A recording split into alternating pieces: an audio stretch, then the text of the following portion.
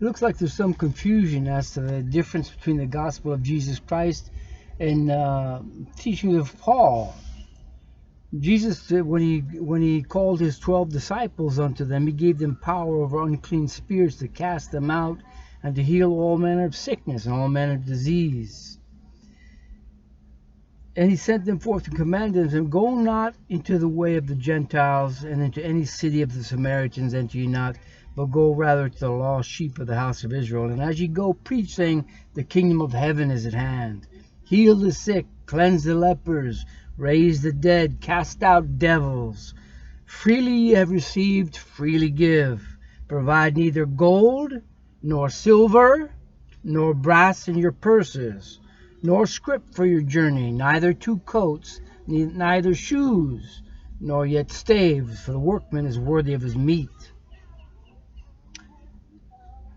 And you don't hear Paul telling the disciples that they should do this, do you? And continuing, he says, Into whatsoever city or town ye shall enter, inquire who in it is worthy, and there abide till ye go thence.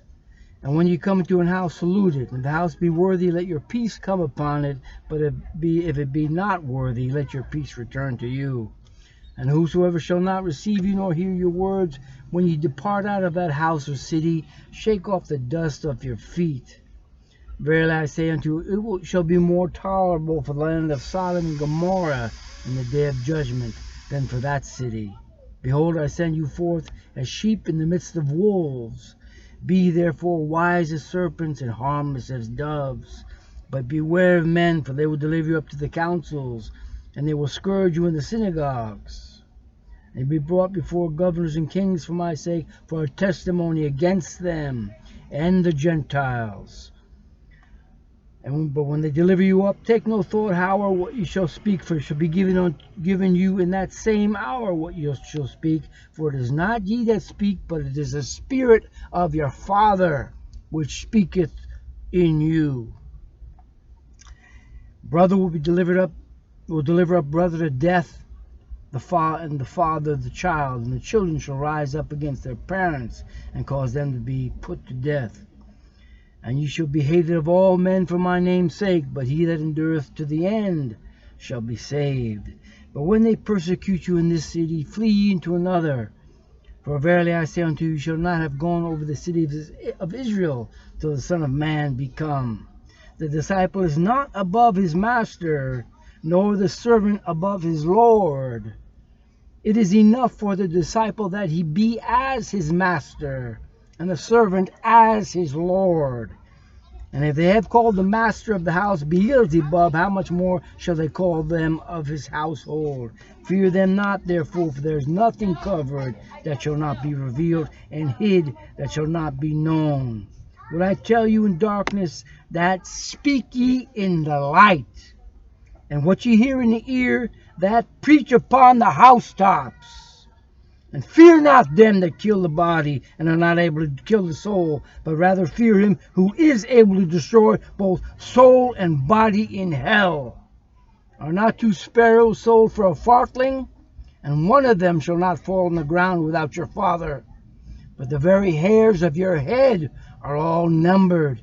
Fear ye not, therefore, for you are of more value than many sparrows. Now, Paul, we see that he was leading that kind of a life. He was preaching, and he would go from city to city, and he'd be persecuted in one city, he would go to another city. Not so sure he was following all of these instructions, like provide neither gold nor silver nor brass in your purses nor scrip for your journey, neither 2 coats nor shoes nor yet staves. But he was traveling with and undergoing much persecution, you know. And Jesus sent out 70 others, you know, and he says, take nothing for your journey. The same sort of instructions. And they followed those instructions. Now in Luke 12, we see again the teachings of Jesus Christ. And he says in verse 20 and 29, 29 in chapter 12 says, "And seek not what ye shall eat or what ye shall drink, neither ye be of doubtful mind, for all these things do the nations of the world seek after. And your Father knoweth ye have need of these things, but rather seek ye first the kingdom of God, and all these things shall be added unto you." Then he speaks about the little flock. And he says, "Fear not, little flock, for it is your Father's good pleasure to give you the kingdom." And what does he tell this little flock? He says, "Sell that ye have, and give alms. Provide yourselves bags which wax not old, a treasure in the heavens that faileth not, where no thief approacheth, neither moth corrupteth. For where your treasure is, there will your heart be also." Similar instructions again. But he's speaking to his disciples now.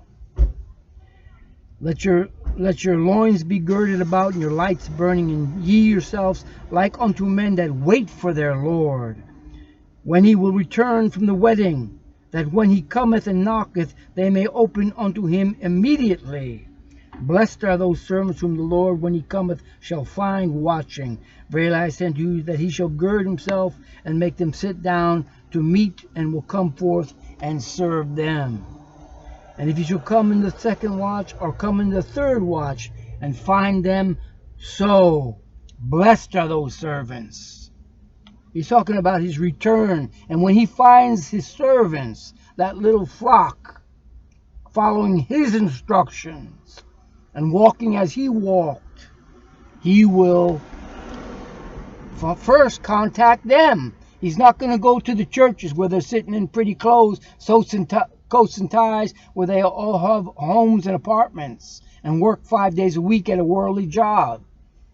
His disciples have chosen a different life for themselves. Somebody say, "Well, that's so obscure. That's a strange life. Walking around like homeless people, you know. Wow, what kind of life is that? That's no respectable life." But those that seek to follow Jesus Christ, that are not content with church life for their Christianity, which want to, when I went to these congregations, I always wanted to be with Jesus and his disciples, sleeping outside, traveling, being involved with his kingdom 24 hours a day. That was my desire. And that's what I did. When I was 34 years old, I finally came to my senses. And I thought, this is what I want. And it was time for me to get serious about Christianity. Not just play church, but follow Jesus Christ. He is the way and the truth and the life. Not Paul. Not Apollos, not any of the disciples, but Jesus Christ is the way and the truth and the life. There's one master, and no disciple is above him. No disciple is above the master, as he said. A disciple is not above his master, but everyone that is perfect shall be as his master. What a great thing to walk the walk of Jesus Christ. So Paul is not the one we're supposed to follow.